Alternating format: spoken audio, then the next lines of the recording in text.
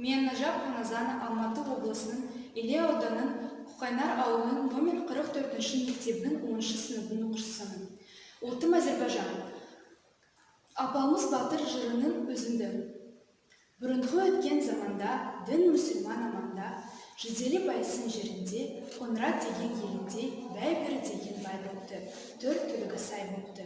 90 екен қарасы, бұрындық нұқта теңген, түйішілер мінбеген, сесен екен маясы. Жылтырап жатқан бір жылқы, тоға сайын мың жылқы. Себебі жоқ көп жылқы, жүзелі байсын даласы, өз алдына бір өкілек тұрысы мен қарасы, андай болып көрінген өзін немен аласы.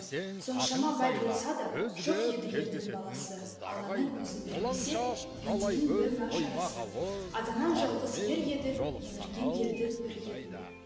Жоқ екен үн ағасы, құлғай деген туысқан, ең үшеге екенің ағасы. Азыра баян құлап салуға қарашы.